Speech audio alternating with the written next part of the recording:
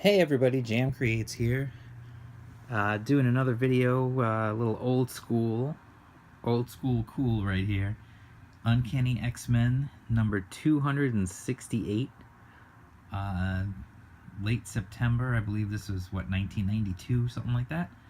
Um, this is probably one of my favorite issues, um, almost of any comic I've ever read, I think. I really loved this issue back in the day. I remember when I read it when it first came out, I was like super into it, and I just reread it, and it literally is every bit as good as it was back then. Um, First of all, check out this sweet corner box art. That's pretty cool right there. Also, it was $1. um, it got a little dirty over the years, I guess. But yeah, this is Uncanny X-Men 268. I was always a big X-Men fan, both regular and Uncanny.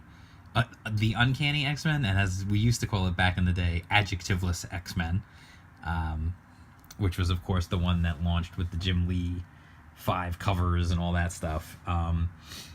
This is, speaking of Jim Lee, guess who handled the art on this one? That's right, it was Jim Lee. Which is probably another reason why this issue was one of my favorites, because Jim Lee has always been one of my favorite artists. This is a really great issue. It's just a great action adventure story. It's really cool. You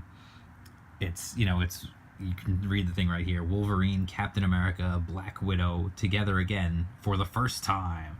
It's a really cool concept for a story, and it's really delivered on really wonderfully. I mean, right from the get-go, this just, boom, you're right into it.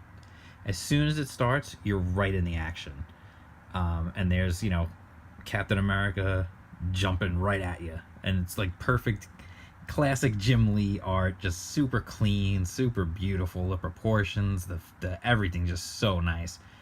That's a poster right there. Like, look at that. That literally could be on anyone's wall, even today, and would be freaking amazing. That's a t-shirt, that's a poster. That's perfect.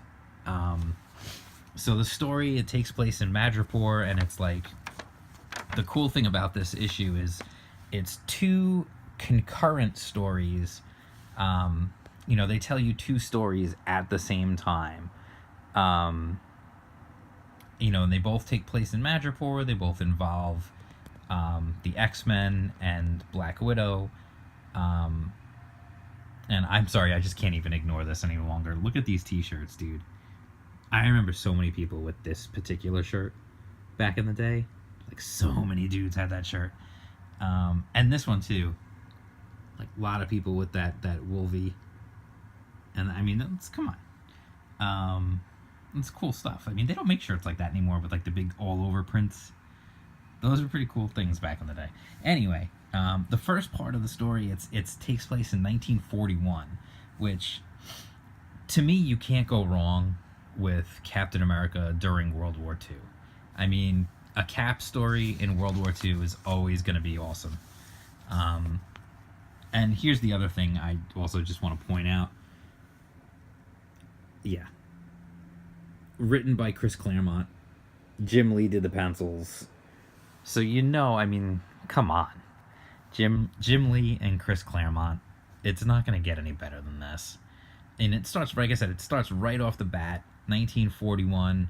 Captain America, still new as Cap. They talk about how he's learning his skills, and he's doing this stuff for the first time, and he's fighting the Hand, and the Hand is getting the better of him. That's the interesting thing. They're actually, like right here, Cap is down and he is about to get sliced in half. And then suddenly some dude shows up.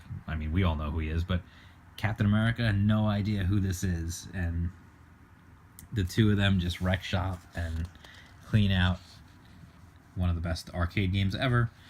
And then, they introduce one another, themselves to each other, and it's really neat just seeing them meet for the first time. And it's cool because he's kind of like, with Cap, when he meets Cap, he's kind of like, huh, he talks to him about his costume, and Then we jump into current day where Black Widow is getting captured by the Hand, and the X-Men show up, and it's once again, I love this. This is great. She's like, she's all like, oh, it's it's fitting for things to end this way, and yada yada yada. And then all of a sudden you see as the Hand are closing in on her, they hear snicked, and they're like, that sound, ancestors know, because they know what that means. That's right. And then you got a little Jubilee, you got Psylocke, and of course, there he is right there, Wolvie. And they come in and they just, clean house, get rid of everybody, and Black Widow is badly wounded, and so he's taken care of, like he's there. But then we jump back in time again, and you see the Nazis and Baron Strucker are in Madripoor. And just one thing I wanted to point out, look at this panel right here. The way the glass in the bottle distorts his chin and his face as seen through the bottle. That is something that I just don't think a lot of artists nowadays would do. I mean, maybe some would, but I don't know. Maybe I'm just fanboying out over Jim Lee. I mean, it's possible. I don't know. It was something that caught my attention for sure. And then, so I love these ads, by the way. Like, Nomad. You better watch out. He's coming to your town. And if you're naughty, you're dead. The big guns. Yeah, that didn't last very long. Here's Seraph. She's like a little person. She climbs up on the table. She's yelling at everybody. And one of my favorite things is throughout the entire conversation between them, she keeps calling Wolverine Shorty, which I like. I think that's just fun. Silly little thing. And of course, he even goes like, here's drinks, fellas. Sorry for the wait. And Cap is like, I don't drink. He's like, of course you don't. He got him water. He had a beer, and he got something for the other guy, the Russian. I love this panel too. It's just a really cool expression right there.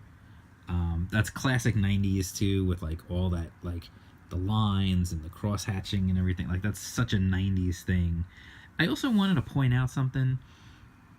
A lot of people talk about newsprint. Now, clearly this was printed on newsprint back in the day, because that's all there was really at this time. This was before computer colors and before the glossy paper and everything.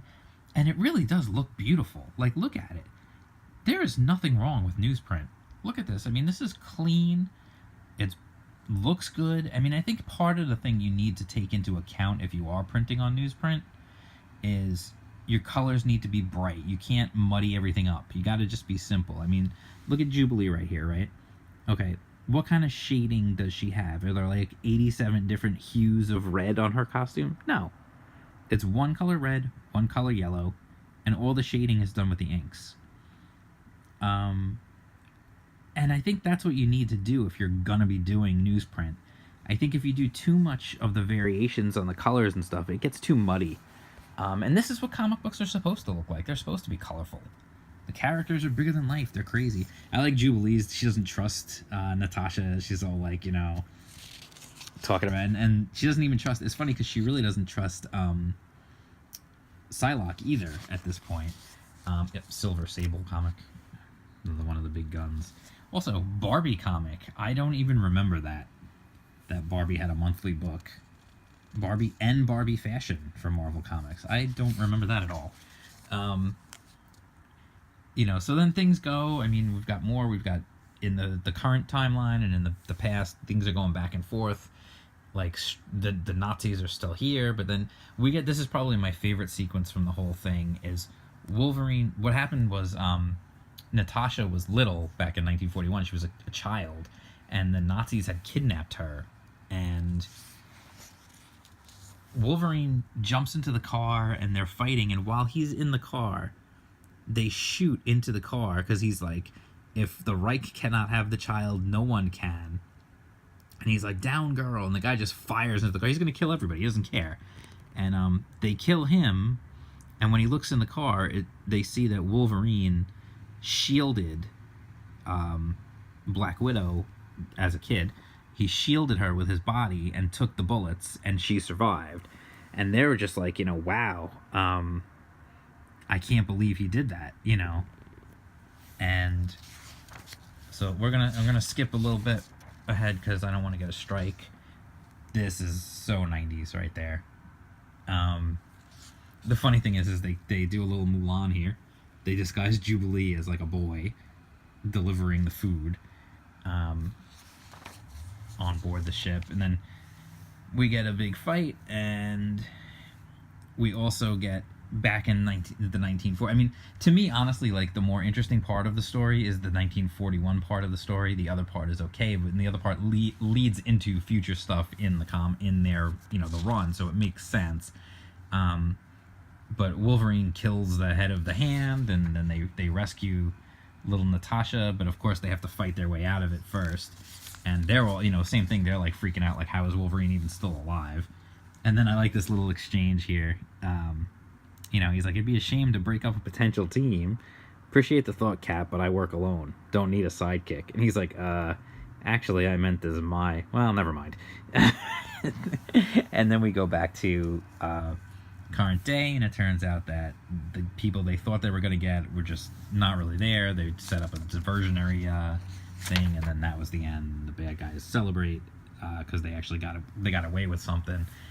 But what a great issue. It really is, like, so cool, and, like, the art is amazing because it's Jim Lee art. And I mean, this is Jim Lee when he was really, like, becoming rock star Jim Lee. And you know, it's really cool to see these characters. You know, it's Cap and Wolverine, who really do work well together as a duo because they're so different. And back in the 1940s, that's really cool. Like, it's just really cool during World War II to see them interacting. And, you know, Widow was just a kid at the time, and it was just a really cool story. It's a fun story. You know, you don't need to know any context at all to go pick up this issue and read it. So if you can find it, like, in an old box somewhere or at your local comic shop, and it's like sitting in the, you know, in a bin somewhere, and you can get it dirt cheap, like, go for it. It's worth it. Just pick it up and give it a read because it's really, really good. And you know, it's the kind of issue that sticks with you. And I remembered it all these years later. And when I opened up one of my boxes and I saw it in there, I was like, yes, gotta do a video about this. I love this issue. So that's it. I'm Jam Creates. If you get a chance to pick this up somewhere, an old issue or whatever, you know, go pick it up. It's worth it. It's worth a read. It's a fun read. It's a quick read. It's really good. It's entertaining. The art's fantastic. And it can remind you how much fun comic books can be, like when they just tell a good, fun action-adventure story. So I'm Jam Creates. If you like this video, give it a thumbs up. Click the like, subscribe, hit the bell for notifications. I'm going to be cranking out a bunch more videos this week. And that's it, you know. Hey, as I always say in practically all my videos, I need to work on my outros because I never seem to know how to just end them. So that's it. I'm just going to end it here and say check this book out if you can, all right? I'm Jam Creates, and peace out.